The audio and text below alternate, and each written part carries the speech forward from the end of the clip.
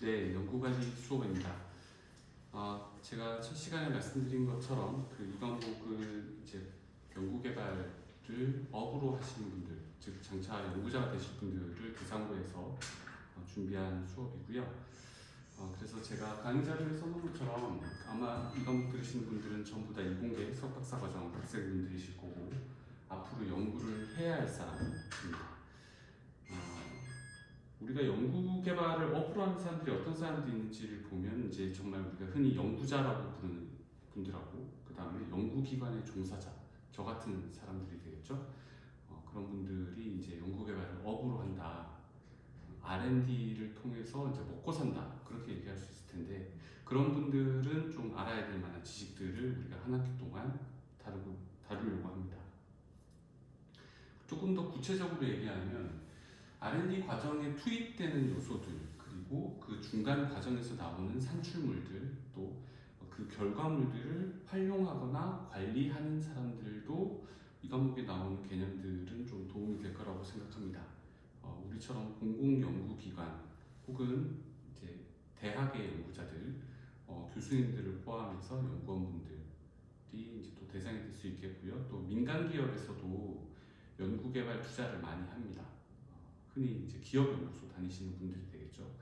그런 분들도 앞으로 장래에 그 희망을 그런 쪽으로 생각하고 계시는 분들도 본 과목에서 다루는 개념들이 도움이 될 거다라고 생각하고 내용들을 준비했습니다. 제가 이렇게 좀 그 과목의 스코프에 대해서 말씀드리는 이유가 사실 여러분들이 장차 학위 과정을 끝내고 나서 어떤 분야에서 일을 하시게 될지 지금으로서는 저도 알기 좀 어렵고 심지어 여러분들도 좀 미리 예측하기 좀 어려우실 거라고 생각해서입니다. 그래서 우리가 이 과목의 그 목적은 과학기술 연구개발을 천직으로 하실 분들을 위한 그런 교양 과목이다라고 이해해 주십시오. 제가 먼저 첫 번째 드릴 질문은 바로 이겁니다. 좋은 연구란 무엇인가? 좋은 연구란 무엇인가? 우선 좋은 연구란 무엇인가 라는 질문에는 그 수식어 좋은이라는 말이 있으니까 연구가 무엇인가 라는 생각부터 해보죠. 여러분, 연구란 무엇입니까? 연구는 왜 하죠? 그리고 하고 나면 무엇이 달라지는가를 생각해 봐야 될 것 같습니다. 여러분, 교과서에 나와 있는 지식이나 혹은 여러분들이 선배님들 혹은 여러분들하고 같이 연구하시는 박사님들로부터 배울 수 있는 지식이라고 하는 개념이 있죠. 근데 그 지식은 익히 알려진 것들입니다. 이미 우리가 그 문제의 본질에 대해서 충분히 탐구해서 그 원리나 원칙을 우리가 알게 된 내용들입니다. 그런 것들을 여러분들이 다시 공부한다고 해서 그걸 연구라고 부르지는 않습니다. 연구란 지금까지 알려지지 않았던 자연세계 혹은 우리가 다루는 환경에 관한 문제들을 풀어내는 과정을 말합니다. 즉 모르는 문제에 대해서 답을 찾는 과정이 연구이고요. 즉 이 조건에 의하면 알고 있던 사실을 다시 확인하는 것은 연구가 아닙니다. 이 정의에 따르면 여러분들 모두 아마 몰랐던 문제를 풀기 위해서 공부하고 계실 겁니다. 그럼 그런 과정에 도달하기 위해서는 이미 알고 있는 것과 그리고 우리가 모르는 것의 경계를 알아야겠죠. 그래서 여러분들이 논문을 읽고 지금 사람들이 혹은 이 지구상에 있는 모든 인류가 갖고 있는 지식의 경계선, 프론티어가 어디인지를 확인하려는 작업들을 합니다. 여러분들이 밤새워 가면서 논문 읽는 이유가 그것 때문입니다. 인류의 지식의 최전선은 어디인가? 우리가 몰랐다고 생각했던 문제는 지금 현재는 어디까지 밝혀져 있는가를 확인하는 과정이 필요하죠. 그걸 우리가 공부라고 부릅니다. 몰랐던 사실을 이제 공부를 통해서 우리가 알아가는 거잖아요. 이 부분이 연구와 다른 점은, 공부와 연구가 다른 점은 다른 사람들이 찾아낸 지식을 습득하는 건 공부고 다른 사람들도 몰랐던 것을 알아내는 것이 연구입니다. 그래서 여러분들이 석사 혹은 박사 과정을 목표로 하고 있다고 하면 특히 박사 과정의 경우에는 여러분들이 연구를 통해서 남들이 찾아내지 못했던 새로운 지식, 노블한 그리고 오리지널한, 즉 독창성이 있고 세상에 존재하지 않았던 지식을 찾아내야만 그 노력을 인정해서 여러분들에게 학위가 주어지게 됩니다.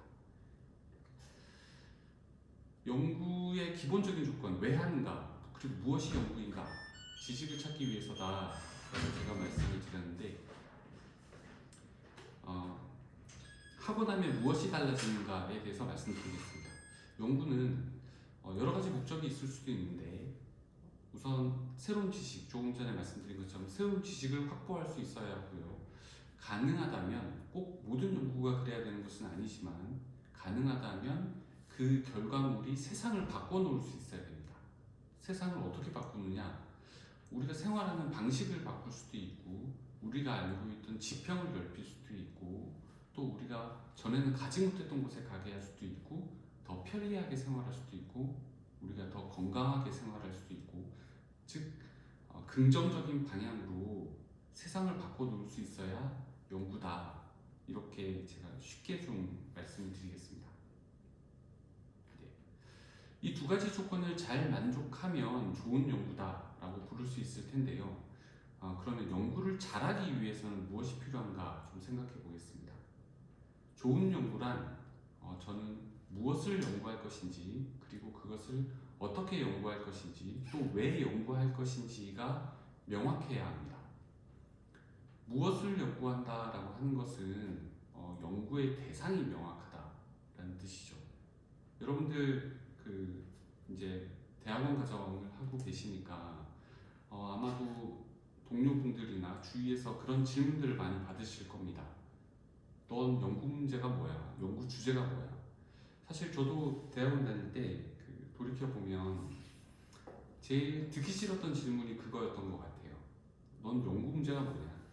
지도 교수님은 저를 불러서 일주일에 한 번씩 연구 미팅을 하시면서 연구 주제를 잡아왔느냐? 라고 물어보시면 참 그때마다 곤혹스럽기 짝이 없었어요. 내 연구 주제는 뭐지? 지난주에 생각했던 주제는 좀 마음에 안 드는데 바꿔야 하나? 뭐 이런 고민들도 많이 하고, 그리고 이 문제는 이쪽으로 전공을 하면 내가 나중에 취직하는데 도움이 안 될 것 같은데 다른 주제가 더 좋을까? 요즘은 이 주제는 좀 유행이 지나지 않았을까? 여러 가지 고민들을 많이 하고 지냈었습니다. 여러분들도 그럴 것 같습니다. 무엇을 연구하느냐가 명확해야 합니다. 즉 연구의 목표가 명확해야 합니다. 아까 연구란 세상에 알려지지 않았던 지식을 찾아내는 과정이라고 말씀을 드렸는데, 그렇다면 지금 우리가 무엇을 모르고 있는지 명확히 알아야 합니다.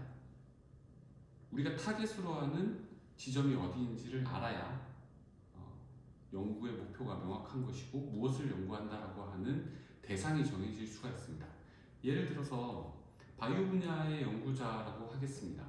제가 어떤 질병에 대한 치료법을 찾겠다라고 하면 연구의 목적은 정해져 있죠. 치료법을 찾아낸다. 치료법이 약물이라고 가정을 하겠습니다. 그렇다면 연구가 되려면 세상에 없었던 약물을 찾아내는 것이기 쉽습니다. 그렇죠. 즉 치료법이 알려지지 않은 이른바 불치병 혹은 난치병이 있다고 할 때 그 난치병에 대한 치료법을 찾아내겠다, 약물을 찾아내겠다, 이러면 이제 대상이 명확합니다. 꼭 약물을 찾아내야만 연구일까요? 다른 연구도 있을 수 있습니다. 어떤 형태로든 그것이, 제가 아까 좋은 연구의 조건은 세상을 바꿔놓을 수 있어야 된다라고 했는데, 그 약물을 확보하는 방법이 무척 어렵다라고 하죠. 약물은 알려져 있는데, 즉 이 질환의 치료법은 알려져 있는데 그 치료제가 너무 비싸다라든지 혹은 너무 생산하기 어렵다라든지 혹은 그것을 확보하는 과정이 비윤리적이라고 한다든지 등등의 여러 가지 제약들이 있을 수 있잖아요. 이런 제약들을 완화해서 더 좋은 솔루션, 더 좋은 해결법을 찾을 수 있다면 그것도 충분히 연구의 조건이 될 수 있겠습니다. 몰랐던 부분을 우리가 풀어내는 것이니까요. 즉 해결하지 못했던 문제를 해결할 수 있으면 좋은 연구가 될 수 있습니다. 무엇을 연구할 것인가가 우선 좋은 연구를 잘하기 위한 이제 첫 번째 충분 조건이 되겠고요. 두 번째 조건은 그것을 어떻게 연구하느냐입니다. 연구를 하는 방법론과 관련한 것입니다. 연구가 여러 가지 방법이 있을 수 있죠. 우선 문제를 명확하게 하기 위해서 제가 아까 공부라고 말씀드렸던 기존에 알려진 지식들을 충분히 습득하는 그런 과정도 필요할 것이고요. 또 누구와 연구할 것인지를 고민도 해봐야 될 겁니다. 공동 연구를 한다거나 협력 연구를 한다거나 혹은 내가 지금 풀려고 설정해 놓은 연구 주제를 해결하기 위해서는 한 몇 명 정도의 사람이 필요할까, 그런 것도 충분히 계획을 잘 세워야 될 거고요. 어떻게 연구하겠다, 실험을 통해서 연구하겠다, 혹은 시뮬레이션을 통해서 연구하겠다. 이 연구를 하기 위해서는 어떤 설비들이 필요하다라고 하는 어떤 설비와 시설, 기기, 장비들이 필요한지 계획을 세우는 그런 연구 방법에 관한 계획이 상세하고 정확하게 잘 이루어져 있어야 좋은 연구를 할 수 있습니다.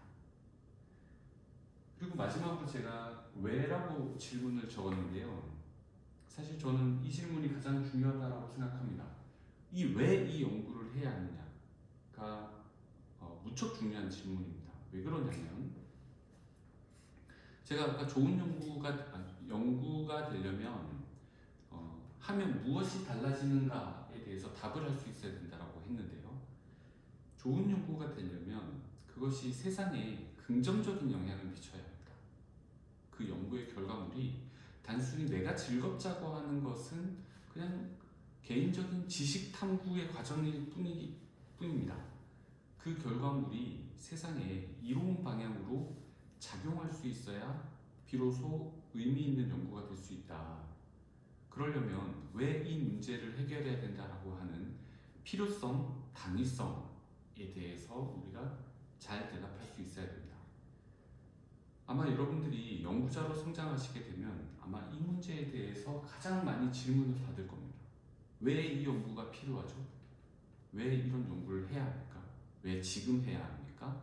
왜 여러분이 해야 합니까? 라고 하는 질문에 답을 할 수 있어야 됩니다.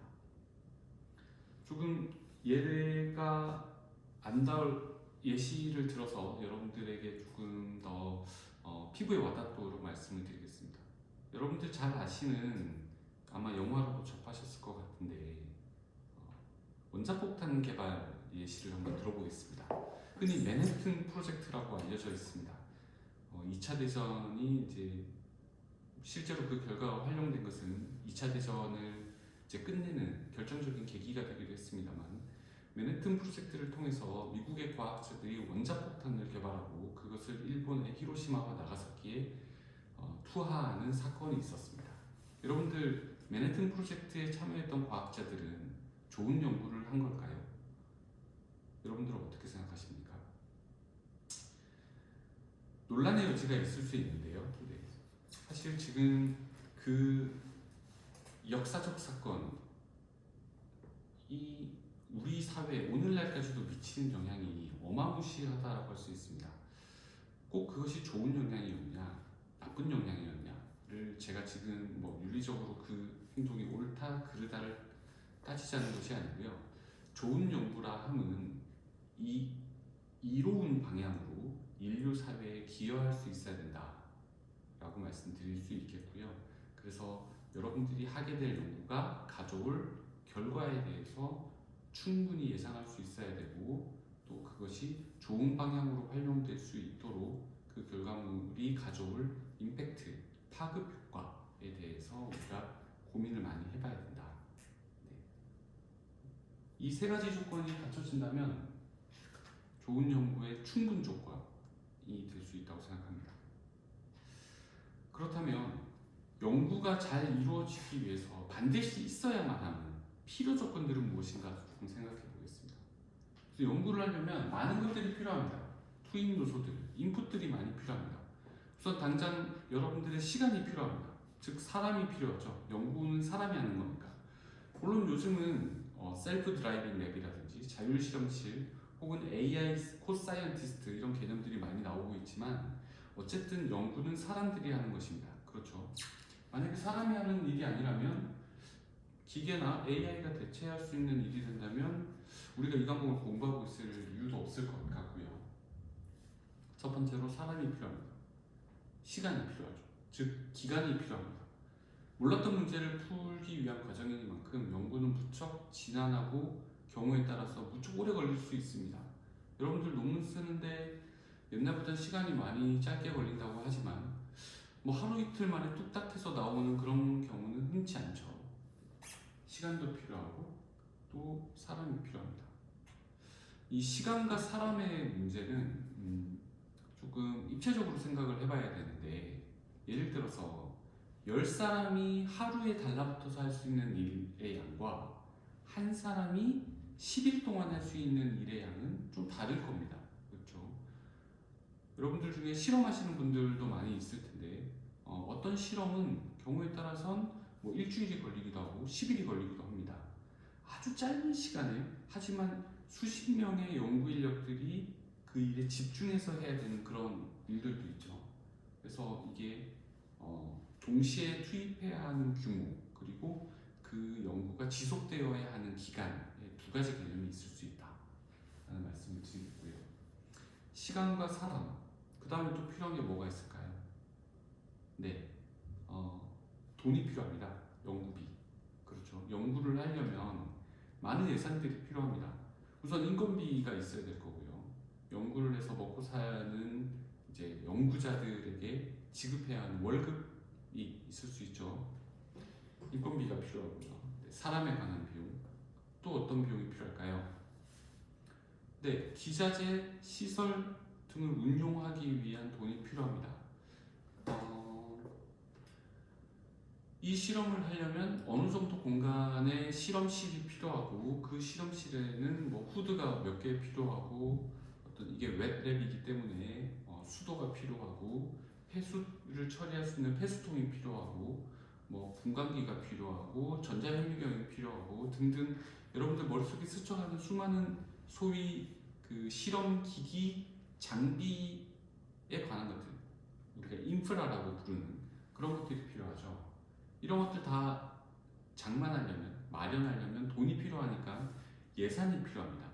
사람과 시간과 예산이 필요하고 공간도 필요합니다.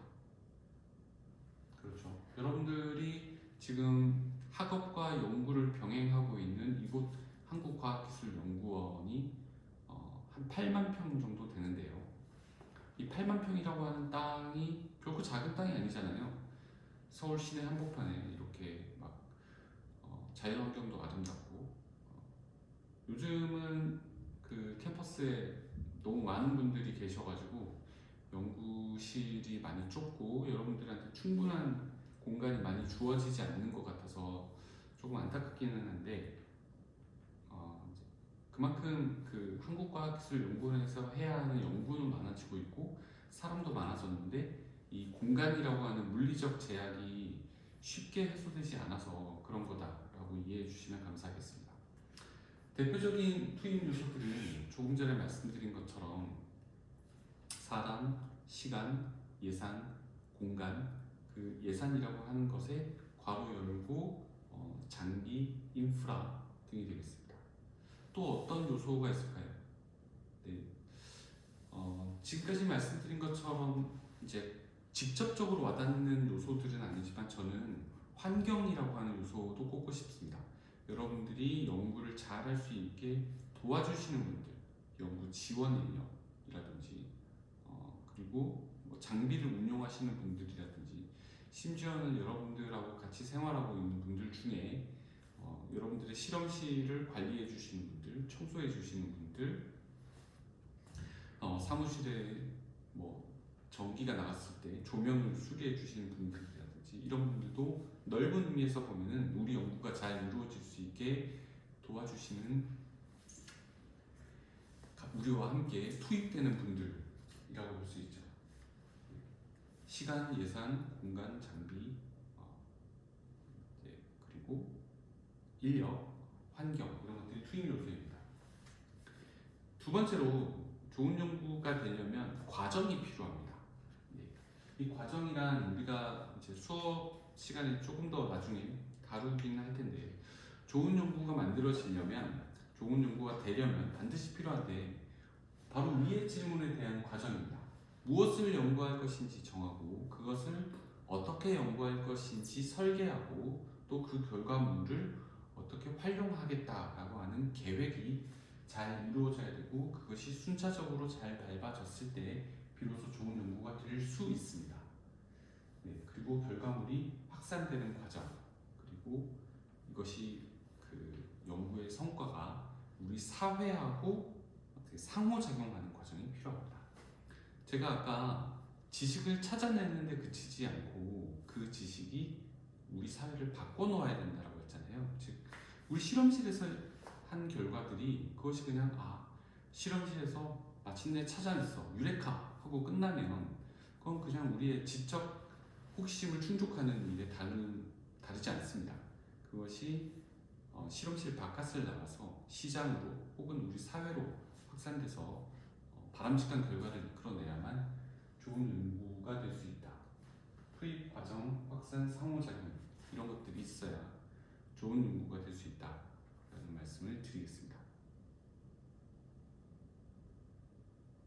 네, 연구란 무엇인가라고 하는 질문에 대해서 생각해 봤는데요. 제가 이 연구관리 과목을 말씀을 드릴 때 여러분들이 이공계 석박사 과정이시기 때문에 마지막에 드렸던 그 상호작용이라는 관점에서부터 좀 시작해 보려고 합니다. 상호작용, 연구개발의 결과물하고 우리 사회가 뭔가를 서로 주고받는다라는 개념일 것 같은데 그게 어떤 의미인지 조금 의아하실 수 있을 것 같아서 제가 예시를 몇 가지 들어서 말씀드리겠습니다. 갑자기 왜 그 토머스 멜서스와 칼 마르크스를 얘기하지? 하는 생각을 하실 수 있을 텐데요. 제가 이 두 분이 누군지는 잘 아실 것 같아요. 네, 한 번쯤 이름은 들어보셨을 것 같습니다. 토머스 멜서스라고 하는 분은 흔히 인구론으로 잘 알려진 분입니다. 여러분들도 한 번쯤 들어보셨죠? 이분에 대해서 좀 얘기를 하면은 멜서스가 주장했던 사실은 이거였습니다. 그때 당시만 하더라도 인류의 인구 증가 속도가 폭발적으로 증가하고 있었기 때문에 결국에는 인구가 증가하게 되면 한정된 자원인 토지 임대료가 상승하게 될 것이다. 즉 지구라고 하는 땅덩이는 그대로 있는데 이 위에 인구가 50억에서 60억, 70억, 80억을 넘어가게 되면 결국은 인류가 쓸 수 있는 자원 중에 하나인 토지, 제가 아까 공간 말씀을 드렸는데 공간이 무척 부족하게 될 것이고, 그러면은 지금까지의 발전 방식으로는 한계에 부닥치게 될 것이다 라고 하는 얘기를 멜서스가 해서 인구론이라고 하는 이론으로 알려져 있습니다. 사실 멜서스의 주장은 지금도 말은 된다고 생각을 해요. 저는. 여러분들은 어떻게 생각하실지 모르겠지만 우리나라는 지금 근래 들어서 이제 지역 소멸 문제라든지 더 이상 인구 증가를 걱정해야 되는 나라는 아니게 됐죠. 우리나라가 선진국에 들어서게 되면서 공식적으로 우리나라는 2021년부터 선진국입니다. 유엔에서 분류한 바에 의하면 그렇습니다. 유엔이 2021년부터 우리나라를 개발도상국에서 선진국으로 분류했습니다. 참고로 알고 계시면 좋을 것 같아요. 우리나라는 더 이상 인구가 늘어나지 않는 국가가 됐죠. 하지만 여전히 아프리카라든지 이제 기타 개발도상 국가가 밀집되어 있는 지역에서는 인구가 무서운 속도로 증가하고 있습니다. 인구가 증가한다라고 하는 말은 멜서스가 예상했던 것처럼 우리가 갖고 있는 한정된 자원에 대해서 경쟁이 더 심해지고 있다라는 의미가 됩니다. 불행하게도 멜서스는 과학기술의 역할에 대해서는 상당히 과소평가했었습니다.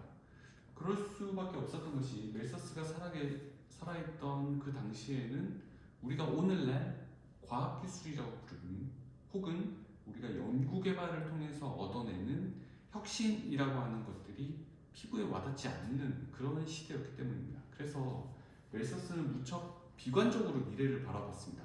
이대로 가면 인류가 이대로 인구 증가를 통제하지 않고 내버려 두면 기존의 체제는 붕괴하고 말 것이다. 그렇게 얘기했습니다. 비슷한 주장을 했던 사람이 또 있습니다. 그 사회주의 이론의 이제 어떤 사회주의 이론이 시작했던 분이죠. 그 칼 마르크스라는 사람은 산업이 발전함에도 불구하고 그 산업 발전을 통해서 증가한 사회적인 부가 노동소득 증가로 이어지지 않는다라고 주장했습니다. 쉽게 이야기하면 그가 이야기했던 프롤레타리아 그룹, 즉 프롤레타리아 계층, 노동자 계층에게 산업 발전의 결과물이 그대로 돌아가지 않는다. 그래서 이른바 사회주의의 개념이 등장하게 되죠. 제가 지금 정치 철학 얘기를 하려고 하는 것은 아니고요. 이분들의 주장을 지금 한번 되새겨보는 이유는 이분들의 당시에 주장했던 것들의 모순이 있기 때문입니다. 칼 막스는 무한 축적의 원리라고 해서 결국 돈을 버는 것은 자본가 그룹이다 라고 얘기했습니다. 멜서스는 인구가 증가하게 되면 기존 체제는 붕괴하고 말 것이기 때문에 프랑스 대혁명처럼 평민 계층이 귀족 계층을 몰아내는 어떤 그런 사회 체제 전복의 어떤 그런 움직임이 있을 것이다라고 예상했고, 실제로 유럽 세계에 프랑스 대혁명이 확산하는데 어떤 이론적 근거를 제공하기도 했습니다. 칼 막스도 마찬가지로 비관적으로 봤습니다. 자본가 계층에게 자본이 집중되는 것을 막을 장치가 없다. 즉 지금의 어떤 사회를 움직이는 기본적인 구조가 잘못됐으니 그것을 바꿔야 한다라고 주장했고, 그것이 사회주의로 나타나게 됐습니다. 하지만 그분들이 예측한 것과 달리 사실 많은 문제점을 내포하고 있음에도 불구하고 인류 문명은 계속해서 발전하고 있는 것으로 보여집니다. 19세기, 20세기 많은 갈등들이 있었죠. 아까 말씀드렸던 것처럼 맨해튼 프로젝트 같은 그런 맨해튼 프로젝트의 결과물로 인한 원자폭탄 투하와 같은 아주 큰 상처들이 있었음에도 불구하고 인류 문명은 계속해서 진일보하고 발전하고 있는 것으로 보여집니다. 여러분들도 체감하실 거라고 생각합니다. 저도 이제 제가 학생일 때 당시하고 지금 성인이 돼서 직장인이 되고 그리고 박사학위를 하고 연구자가 되고 난 다음에 이렇게 과거를 돌아보면 세상이 꽤 많이 바뀌었구나 라고 생각하는 순간이 종종 있습니다. 여러분 불과 수년 전과 지금 좀 많이 달라졌다고 생각하지는 않으세요? 삶이 더 풍요로워지고 과거에 걱정했던 일들을 더 이상 걱정하지 않아도 되고 우리 더 풍족하게 살고 있고 편리하게 살고 있고 조금 더 건강하게 살고 있고 그렇다는 생각이 들어요. 네. 갑자기 제가 낙관론을 이야기하고 있는데 그러면 그 원인은 어디에 있을까요? 왜 인류는 계속 증가하고 인구는 계속 증가하고 땅이 더 넓어지는 것도 아닌데 인류는 미래를 그렇게 걱정하지 않는 것처럼 보여질까요? 문명은 왜 발전하고 있습니까? 제가 좀 재밌는 얘기를 하려고 하는데요. 한 10년 전 정도에 나온 책일 겁니다. 이 니얼 퍼거슨이라고 하는 교수님이 쓴 책인데요. 문명이라고 하는 책입니다. 시빌라이제이션. 근데 이 책은 한 번쯤 일독하시는 걸 권합니다. 흔히 서울대생들이 제일 많이 읽는 책 중에 하나가 총균세라고 하던데요. 총균세 재미있게 읽으신 분이라면 이 책도 재미있을 겁니다. 총균세만큼 재밌냐라고 하면 뭐 조금 다를 수도 있는데 저는 재미있게 읽었어요. 이 시빌라이제이션이라고 하는 책은 그 총균세하고 이제 비교를 하자면 총균세는 총과 병균, 그러니까 바이러스, 그 다음에 쇠라고 하는 그 메탈이라고 하는 자원이 어떻게 인류 사회를 바꿔놨는지를 좀 지정학적인 관점에서 분석한 대단히 그 인사이트풀한 그런 책이었다고 한다면 이 책은 서양 세계가 왜 동양 세계보다 거의 모든 시대에서 우위에 있을 수 있었는가를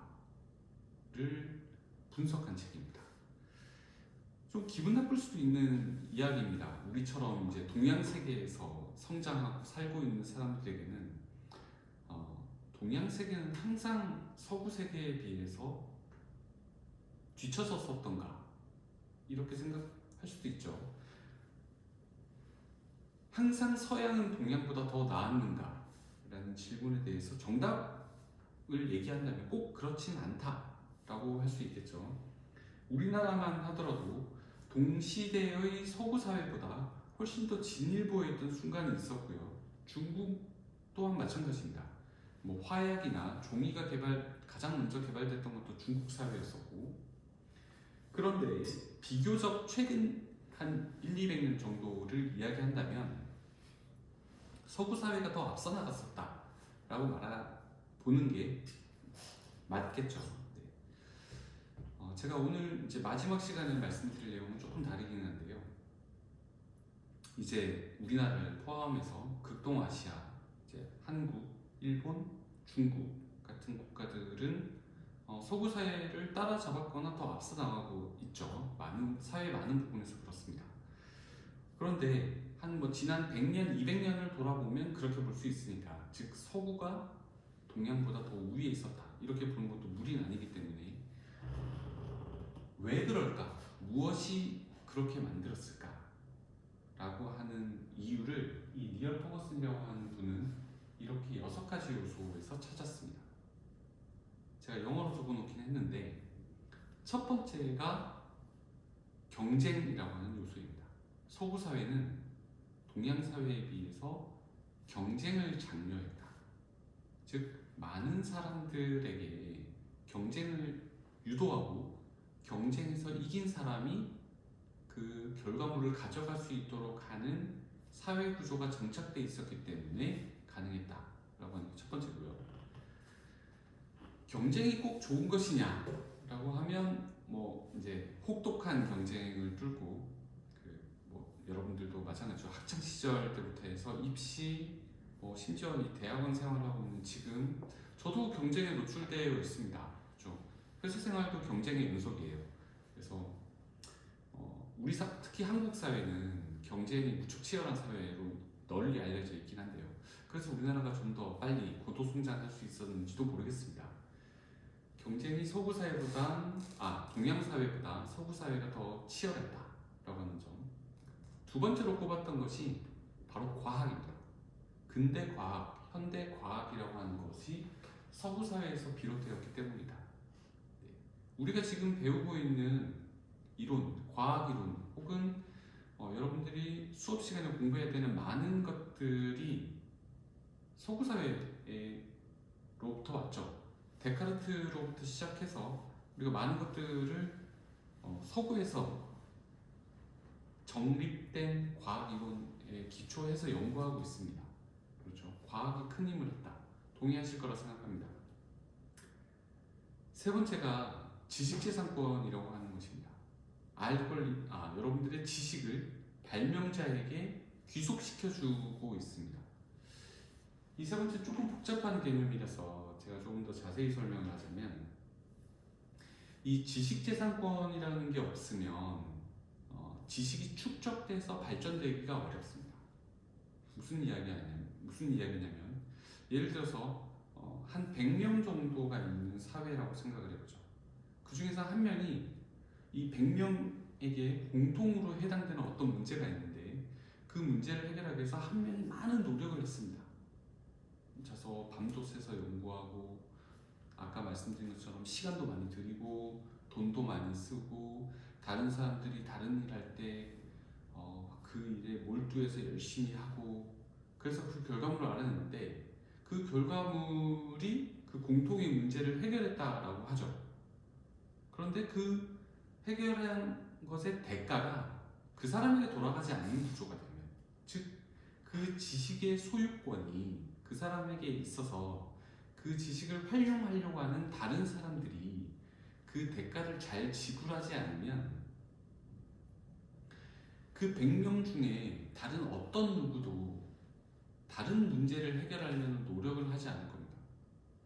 이렇게 팔짱 끼고 수수방관하다가 누군가가 이 문제를 해결하겠지 라고 기다리면 되는 거잖아요.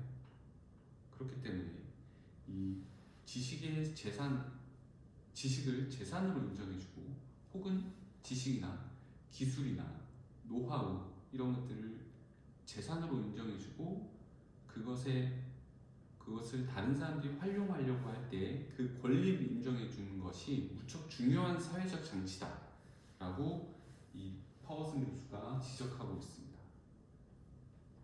네 번째가 약입니다. 약, 건강. 즉 사회가 인류의 수명을 결정할 수 있는 여러 가지 장치들이 있을 수 있죠. 보건 시스템이라든지 사회 많은 인프라들이 그런 역할을 할 수 있습니다. 좀 더 깨끗한 상하수도 시설이 있다라든지 그런 것들도 이제 수명에 직접적으로 관련되는 요소인데 의료 시스템 그런 것들이 그렇죠. 근데 약이 개발됐기 때문이다. 네, 동의하실 거라고 생각합니다. 우리가 지금 먹고 있는 수많은 약들은 한약을 제외하면 이른바 동양의학에 의한 것들을 제외하면 대부분 서구 사회로부터 전래된 것들입니다. 다섯 번째 요소는 이제 소비를 장려하는 사회였다라고 하는 것이었고요. 그리고 여섯 번째가 이제 직업 의식이라고 하는 것들입니다. 이 직업 의식은 쉽게 말씀드리면 이제 전문가를 인정해 준다라고 하는 의미입니다. 그런데 우리나라는 이런 부분에서 조금 아쉬움이 있어요. 어떤 말씀이냐면 예전부터 우리나라에서는 이제 기술을 가지신 분들, 흔히 우리가 장인이라고 부르는 사람들, 전문가라고 하는 사람들을 전통적으로는 그다지 인정해주지 않는 그런 유교 사상에 의해서 지배되던 국가였기 때문에 아직까지 뭐 최근에는 많이 희석되었습니다만 그런 의식이 좀 사회적인 통념이 있었더라면 우리나라에서도 좀 더 기술이 더 빨리 발전할 수 있지 않았을까 하는 생각이 듭니다. 제가 이 6가지 요소에 대해서 말씀드리는 이유는 여기서 경쟁도 그렇고 과학기술도 그렇고 지식재산권 그리고 뭐 약은 더하려고 마지막 요소까지 대부분 과학기술 연구개발과 관련이 있다라고 생각이 돼서 그렇습니다. 즉 인류가 더 나은 미래를 살고 될 것이라고 하는 희망은 과학기술의 힘이 분 게 아닌가. 제가 아주 어렸을 때보다 지금 더 먹고 살만해진 것은 우리가 더 많은 문명의 이기를 누리고 있는 것은 과학기술 때문이 아닌가 그렇게 생각합니다.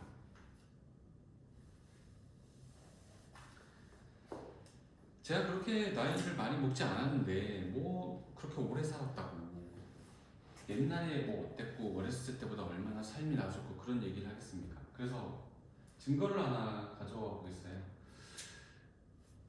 문명의 성장은 어디서 오는가? 라는 질문입니다. 이건 그 토마 피케티라고 하는 프랑스 교수가 쓴 책에서 제가 그 로데이터를 가지고 왔는데요. 21세기 자본론이라고 하는 책으로 꽤 유명한 분입니다. 그 책도 한 15년 전쯤에 꽤 그 반향을 많이 일으켰던 책인데요. 한 번쯤 읽어보시면 좋을 것 같고 관심이 있으시다면 교양도 서로 괜찮습니다. 자, 그분의 연구 결과입니다. 표가 조금 복잡하긴 한데요. 지금 화면으로는 잘 안 보이실 것 같고 강의 자료에서 한번 확인해 보시면 좋을 것 같아요. 이 왼쪽에 있는 시간축들을 한번 보면은 기원전부터 해서 1700년도까지 1700년부터 2012년까지를 구분하는 거예요. 그 기간들을 다시 좀 쪼개가지고 1700년부터 1820년까지 1820년부터 1913년까지 1913년부터 2012년까지 이렇게 기간을 구분해 놨습니다. 한번 이게 어떤 의미일지 여러분 한번 생각해 보시죠. 기원 후 1년이라고 치면 즉 예수님이 태어나신 해를 우리가 이제 AD로 부르고 태어나시기 전을 BC라고 부르니까 아무튼 엄청난 옛날이잖아요. 서기 0년부터 1700년대까지 왜 하필 1700년일까요? 네, 정답이 여기 있습니다. 산업혁명이 났던 것이 18세기이기 때문입니다. 증기기관의 개량이라고 하는 역사적인 사건이 이루어진 것이 1700년입니다. 시간을 이렇게 쪼개놓고 봤더니 가장 왼쪽 컬럼에 있는 숫자만 보겠습니다. 의미는 per capita world output이라고 되어 있는데 1인당 생산량의 성장률입니다. 전 세계적인, 즉 지구에 살고 있는 모든 인류를 평균을 내서 1인당 총 생산량, 그것을 부가가치로 계산한 것인데요. 즉 경제적 활동이 얼마나 늘어났느냐를 수치로 봤더니 0년부터 1700년대까지는 0%로 나옵니다. 0%요. 그 말은 로마 시대에 예수님이 태어났던 시기에 한 사람이 생산할 수 있었던 부가가치의 양이나 기원 후 1700년도에 유럽인 혹은 아시아인, 아프리카인 누구를 대량해도 상관없으니 평균적으로는 한 사람이 창출할 수 있는 부가가치의 합이 동일하다라는 의미입니다. 즉 인류의 삶이 본질적으로 더 나아지지 않았다라는 의미입니다. 그런데 1700년부터 1820년, 즉 증기기관이 막 보급돼가지고 인류의 삶이 조금 나아지던 그 시기에는 변화가 시작됩니다. 0.1% 증가합니다. 1820년부터 1913년, 한 100년이 조금 안 되는 시간이죠. 93년 정도 되는데요. 왜 하필 1913년일까요? 1913년도 정도에 어떤 일이 있었을까요? 여러분들 생각하시기에는 어떤 변화가 있었나요? 정답은 여기 있습니다. 산업혁명이죠. 네. 제2차 산업혁명이라고 부르는 일, 어떤 일일까요? 어떤 사건으로 대변될 수 있을까요? 무엇이 우리 삶을 가장 드라마틱하게, 가장 격렬하게 바꿔놨을까요? 전기의 보급입니다. 전기가 보급되고 나서 인류의 생산성은 0.9% 증가합니다. 전 세계 평균으로 봤을 때. 1913년부터 다시 100년, 2012년이 됐을 때 어떤 일이 생겼을까요? 2012년 정도가 되면 여러분들도 살아있었던 시기입니다. 제가 한참 되었던 시기이고 어떤 일이 있었을까요? 무엇이 가장 큰 변화였을까요? 저는 정보통신기술의 확산이라고 생각합니다. 2012년의 사람들은 1913년도의 사람들과는 달리 모두가 컴퓨터를 사용할 수 있고 대부분의 사람들이 모바일 컴퓨터라고 부를 수 있는 스마트폰을 사용할 수 있게 된 시기입니다. 정보통신 기술이 비약적으로 발전하고 나서 인류의 생산성은 1.6% 정도 증가했습니다. 지역별로 쪼개서 보게 되면 또 큰 차이가 납니다. 유럽 지역과 아메리카, 아프리카, 아시아 지역에서 그 수치들을 확인할 수 있습니다. 아까 니얼 퍼거슨 교수가 얘기했던 것처럼 그분의 주장에 따르면 서구 사회, 즉 유럽과 아메리카 지역의 사회보다 아시아 지역의 사회가 뒤처져 있었기 때문에 과거에는 그때 당시에 성장률을 비교해보면 더 낮게 나타나요. 1차 산업혁명이 일어났을 때 0.1%였는데 아시아는 0%는 2차 산업혁명이 일어났을 때 0.9% 대 0.2% 4배 이상 차이가 났죠. 그런데 재미있는 것은 제3차 산업혁명 이 정보통신 기술의 폭발적인 증가라고 정의한다면 유럽 사회 1.9% 대 아시아 사회 2%, 즉 우리가 드디어 서구 사회를 추월하기 시작했다라고 하는 차이가 있습니다. 여러분, 지금이 몇 차 산업혁명이라고 부릅니까? 제4차 산업혁명이라는 말이 나온 게 2016년이었습니다. 벌써 10년 가까운 시간이 지났습니다. 클라우스 슈밥이라고 하는 분이 다보스 포럼이라고 하는 곳에서 얘기했죠. 그런데 이제 더 이상 아무도 4차 산업혁명이라는 말도 쓰지 않습니다. 여러분들도 쓰지 않죠. 제가 어디 보고서를 읽다가 4차 산업혁명이라는 말이 나오면 이거 너무 저기 시대에 뒤떨어진 말인 것 같으니까 다른 말로 바꿔야 된다. AI 대전환이라든지 AI 혁명이라는 말이 오히려 오늘날을 설명하는데 더 적절한 표현일 것 같아요. 우리가 살고 있는 이 오늘날은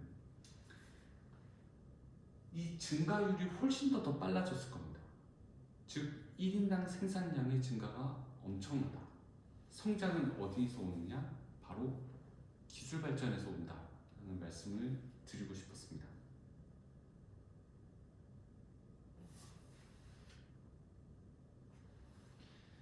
네, 이 트렌드를 좀 더 보기 좋게 그래프로 만든 겁니다. 인류가 이 지구라고 하는 행성에서 주인 역할을 한 게 얼마나 될까요? 한 5,000년 정도 될까요? 우리가 가장 수많은 이제 종들 중에 지구에서 가장 번영을 누리고 있는 종임은 틀림없죠. 모르겠습니다. 뭐 곤충들이 들으면 그렇게 생각하지 않을지 모르겠지만 어쨌든 가장 훌륭한 문명을 갖춘 그런 종이라고 볼 수 있을 텐데 이 인류가 황금 변형기를 겪은 게 그렇게 따져보면 토마 피케티의 분석에 따르면 1700년대 후반부터 즉 1820년 정도부터 2020년대밖에 안 되는 거죠. 그러니까 300년이 안 됩니다. 그 300년 동안 어떤 일이 있었느냐? 토마스 멜서스가 얘기했던 것처럼 폭발적인 인구 증가와 함께 생산 성장률이 있었다. 경제 발전이 어마하게 일어났다. 그래서 인류가 살아남을 수 있었고 멜서스가 예측했던 것처럼 인구 증가로 인해서 지구가 멸망하지 않았고 칼 마르크스가 주장했던 것처럼 분노한 노동자 계급에 의해서 세계 전체의 정치 체제가 전복되는 일은 없었다 라고 하는 게 이 황금 번영기가 가져오는 이야기입니다. 네, 그래서 많은 자본들이 축적되었습니다. 옛날에는 이 1인당 성장률이 정체되어 있었던 시기에는 인류는 말 그대로 그날 벌어서 그날 먹고 살기에 급급했었죠. 농경 시대의 인류는 그해 농사를 지어가지고 그 해를 잘 넘기고 나면 그 이듬해를 또 걱정해야 합니다. 추운 겨울을 나고 나서 봄에는 어떤 작물을 심어서 그 수확을 얻어가지고 그걸 또 먹고 이렇게 그 해의 생존의 문제가 해결돼야 되는 그런 구조였다고 하면 이제는 인류가 자본이라고 하는 것을 축적하기 시작했습니다. 그래서 경제 성장의 결과물이겠죠. 그래서 이 자본을 통해서 투자를 할 수 있게 되고 더 나은 미래를 설계할 수 있게 되고 하는 일들이 발생하게 되고요. 그 과정을 국가별로 그려놓은 그래프입니다. 이 그래프가 의미하는 것은 여기 이제 다양한 나라들이 나와 있는데요. 좀 잘 안 보이실 수도 있는데 미국, 일본, 독일, 프랑스, 영국, 이탈리아, 캐나다, 오스트레일리아인데요. 이런 선진국 국가들의 축적되어 있는 자본이 어떻게 변화하고 있는가라고 하는 그림이고 이것이 각 국가가 처한 여러 가지 사건들에 의해서 어떤 변화가 있는지 그려낸 그림입니다. 우리나라도 한번 그려보면 무척 재미있을 것 같은데 재밌는 사실은 이들 국가들 공히 민간에서 축적하고 있는 자본이 그 나라가 1년에 생산하는 국내 총생산 즉 우리나라로 예를 들면 우리나라가 저게 한 2,500조 원 정도 되는데요. 우리나라가 1년에 우리나라 땅에서 우리나라 국민들이 생산하는 총 부가가치의 합이 2,500조 원이라고 하면 그거에서 5배 정도 되는 자본이 축적됩니다. 즉 우리나라에 있는 모든 부를 다 더하면 1년에 생산하는 부가가치의 5배 정도로 늘어났다라고 하는 겁니다. 이제 농경시대와는 달리 아주 쉬운 산수로 이야기하면 한 5년 정도는 아무것도 하지 않아도 현상 유지는 할 수 있게 된 그런 상황이 된 거죠. 왜 갑자기 이런 얘기를 하냐면, 그러면 사람들은 어떻게 생각하게 되냐면, 내가 이렇게 자본을 축적했으니까 이 자본을 가지고 뭘 하지? 자본을 효율적으로 운용하려고 하는 그런 동기부여가 됩니다. 이 자본으로 무엇을 할 것인가? 네, 투자를 하게 되죠. 어디에 투자한다? 미래에 투자하게 됩니다. 어떤 사람들은 자원에 투자하기도 하고, 어떤 사람은 기술에 투자하기도 하고, 어떤 사람은 사람에 투자하기도 합니다. 즉, 이 자본들이 더 나은 미래를 설계하기 위한 인풋이 되게 됩니다. 그래서 과학기술 발전이 더 빨리 이루어집니다. 제가 지금까지 약 30분 정도에 걸쳐서 말씀드렸던 내용은 인류가 발전하는 메커니즘에 관한 것이었고, 그 역사적인 흐름에 대해서 좀 설명해 드렸는데요.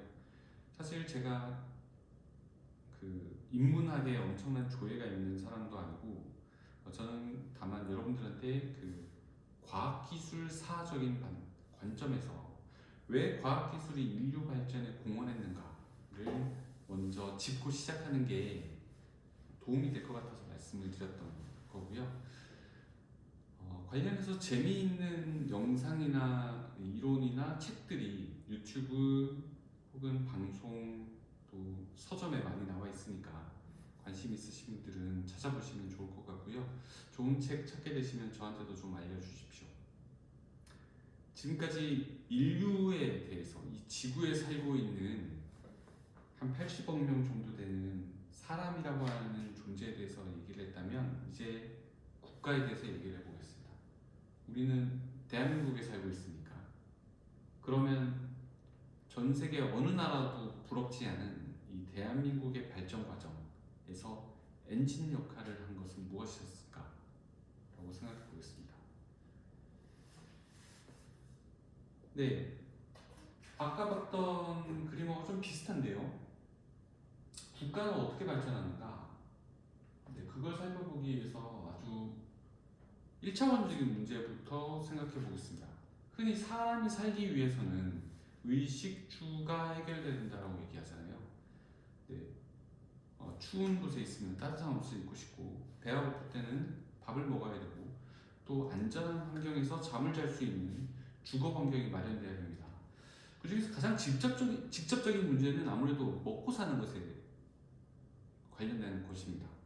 즉, 식에 관한 문제죠. 식량 문제야말로 인류가 싸워야 했던 가장 위험한 도전이었고, 해결이 시급했던 문제라고 할 수 있을 텐데, 그것과 관련한 역사적 사실 한 가지를 말씀드리겠습니다. 보시는 화면은 1700년대부터 2100년대까지를 앞으로 오지 않은 미래는 예측한 것이고요.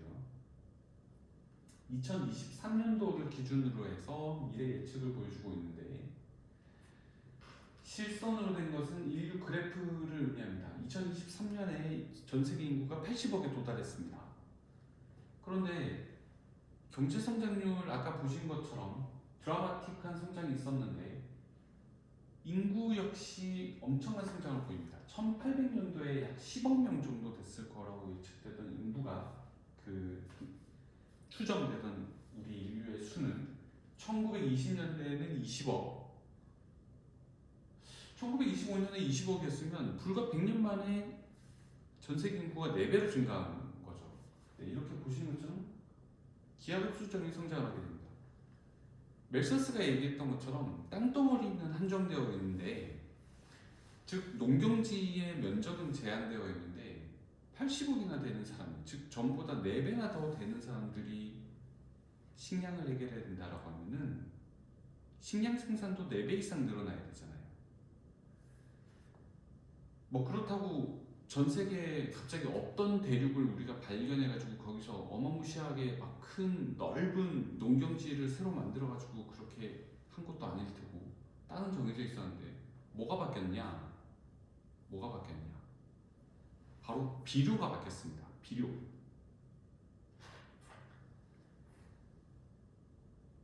네. 이게 보여주는 게 이제 인구 증가율입니다. 네, 그래서 1963년도에 전 세계 인구 증가율이 한 2.3% 정도로 피크를 찍었는데, 다음 그래프를 보시면 네, 여러 가지 그래프들이 나와 있는데요. 가로축은 언제나 그랬듯이 시간의 흐름을 의미하고, 오른쪽이 세계 인구입니다. 네, 세계 인구가 어떻게 변화하는가를 보고 있고, 여기 이제 어떤 그래프들이 그려져 있는지 보죠. 검은색 선이 인구의 증가를 보여줍니다. 조금 전에 봤던 그래프이고요.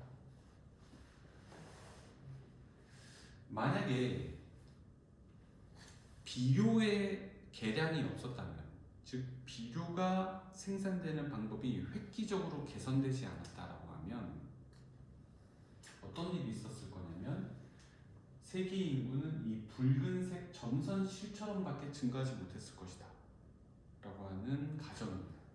이건 그러니까 실제로 있었던 일은 아니죠. 그냥 하나의 시나리오일 뿐입니다. 비료가 개선되었기 때문이다 라고 제가 말씀을 드렸는데, 그 비료의 개선법이 하버보시법이라고 하는 기술입니다. 여러분 질소라고 하는 원소에 대해서 아실 텐데, 공기 중에 가장 많이 있는 원소이기도 하죠. 공기 중에 가장 많은 것이 질소, 산소, 그리고 이산화탄소 이런 것들이죠. 근데 이 질소는 토양 내에서 영양분을 저장하는 메커니즘에서 핵심적인 역할을 합니다.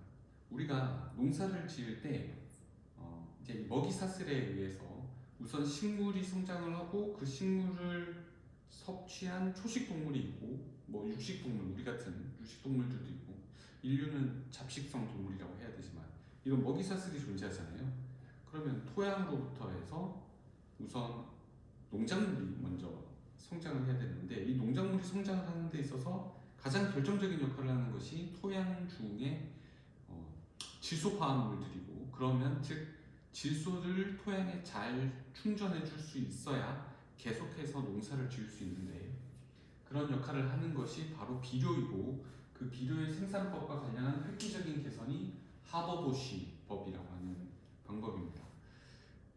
이 하버보시 방법이 없었다면 인류는 이렇게밖에 증가하지 못했을 것이고, 이것이 개발됐기 때문에 하버보시법에 의해서 먹고 산 인류의 비율이 이렇게 증가하고 있다 라고 하는 개념이고, 즉 인구 증가를 뒷받침할 수 있었다는 게 그 비료 기술의 획기적인 발전 때문이다 라고 하는 걸 보여주는 이야기입니다.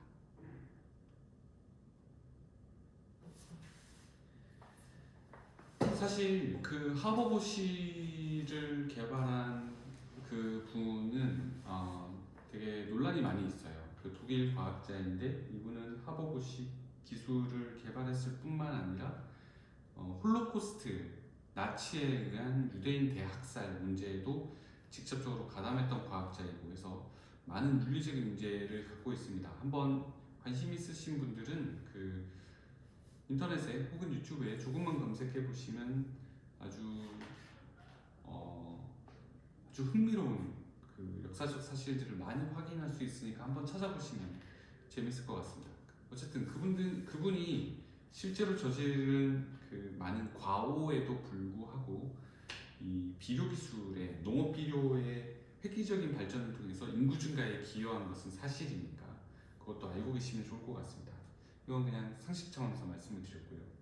그래서 제가 이번 학기에 여러분들하고 가장 시간을 많이 들여서 이야기해 보려고 하는 개념이 바로 이 기술 혁신이라고 하는 개념입니다.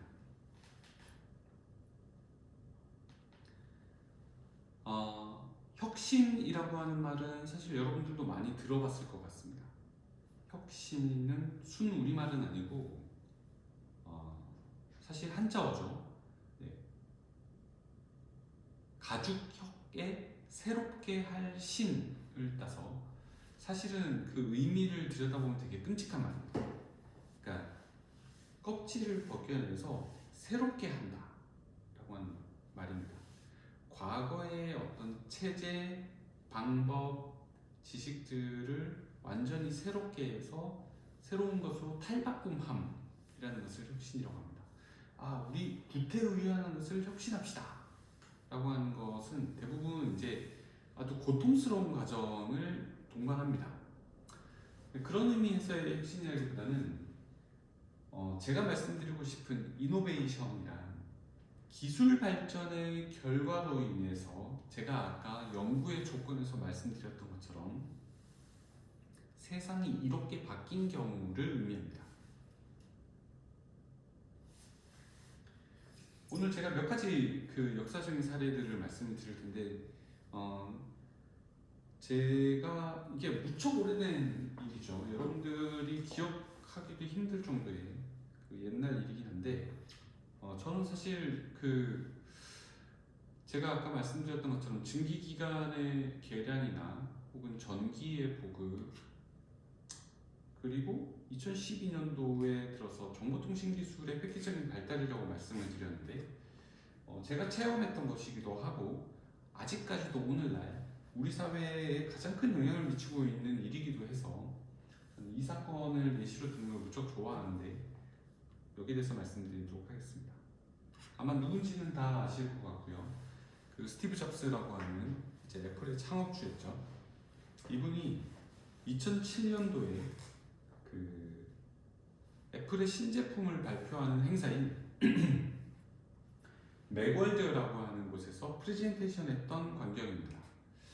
사실 이 장면은 꽤 많이 회자됩니다. 많은 사람들이 그 맥월드 2007년도에 제품 그 소개하는 그 장면에 대해서 많이 얘기를 합니다. 찾아보시면 많은 분석들도 나와 있고 많은 패러디도 있고 이 스티브 잡스를 대표하는 어떤 이미지죠. 그 검은색 이 터틀넥 스웨터, 검은색 그 목 폴라티를 입고 청바지를 입고 흰 운동화를 신고 나와서 제품을 발표했던 장면입니다. 한 20분 정도 됩니다. 그래서 유튜브에 찾아보시면 영상이 다 올라와 있습니다. 제가 지금 강의자를 사용하고 있는 이 그림도 유튜브에서 캡처한 거니까 한번 찾아보시면 되겠습니다. 이분이 발표할 때 재밌는 얘기를 했습니다. 나는 오늘 그 3가지 새로운 제품을 발표하려고 한다 라고 하면서 그게 뭐냐면 획기적인 아이팟, 즉 음악 듣는 mp3 플레이어, 두 번째가 이동전화, 모바일폰, 세 번째가 인터넷 내비게이터, 즉 휴대용 모바일 인터넷 접속 기기를 소개하겠다 라고 하면서 화면에 익숙한 아이콘 3개를 띄웁니다. 그러고 나서 이분이 계속 이 얘기를 반복해서 합니다. 나는 오늘 3가지 신제품을 발표하겠다. 3가지입니다 라고 하면서 마지막에는 이 3가지가 합쳐져 가지고 아이폰이라고 하는, 즉 핸드폰이라고 하는 휴대전화, 우리가 더 이상 잘 쓰지도 않는 말인데 스마트폰이라고 하는 한 아이콘으로 합쳐지게 됩니다. 그쯤에 사람들이 막 환호를 하게 됩니다. 2007년 이전에는, 즉 스마트폰이라고 하는 개념이 없던 시기에는 사람들이 음악을 듣기 위해서는 카세트 테이프 플레이어를 들고 다니기도 하고 mp3 플레이어라고 하는 지금은 아무도 쓰지 않는 그런 물건을 들고 다니기도 하고 휴대전화는 휴대전화대로 가지고 다니고 또 그 휴대전화를 가지고 인터넷을 한다는 것이 무척 불편하거나 거의 없던 시절이었는데 그것을 한 가지로 다 합쳐놓은 거죠. 그래서 지금 저도 사용하고 있고 여러분도 사용하고 있고 1시간도 쓰지 않으면 너무너무 불편해서 생활하기가 거의 어려운 지경인 스마트폰이라고 하는 기술이 인류의 삶을 바꿔놓게 되었습니다.